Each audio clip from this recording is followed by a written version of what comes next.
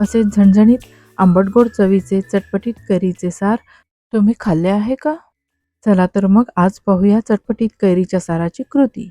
इथे 3 मध्यम आकाराच्या कैऱ्या स्वच्छ धुवून फोडी करून घेतल्या आहेत आणि त्यामध्ये आपण लाल मिरची पावडर, हळद, गूळ आणि चवीनुसार मीठ घालून त्या मॅरिनेट करून घेतल्या आहेत. एका पॅनमध्ये 2 टेबलस्पून धणे कोरडेच भाजून घेऊया. तसेच 7-8 बेडगी मिरच्याही कोरड्याच भाजून घेऊया.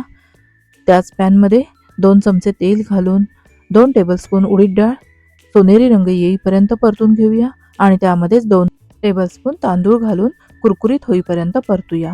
त्यामध्येच पाव चमचा मेथीचे दाणे घालूया आणि तेही परतूया. मिक्सरच्या भांड्यात 1 वाटी ओले खोबरे, 8-10 कैरीच्या फोडी आणि थोडी कोथिंबीर आणि भाजून घेतलेले सर्व जिन्नस घालून बारीक असे वाटून घेऊया.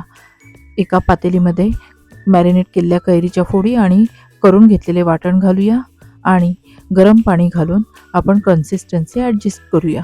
15 मिनिटे सार उकळू देऊया आणि आवश्यकता वाटल्यास गूळ व मीठ घालून घेऊया. कैरीची फोड 15 मिनिटात अगदी छान मऊ शिजली आहे.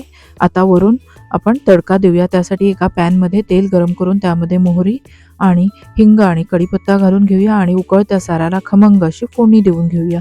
आपले झणझणीत व चटपटीत कैरीचे सार तयार. जरूर ट्राय करा.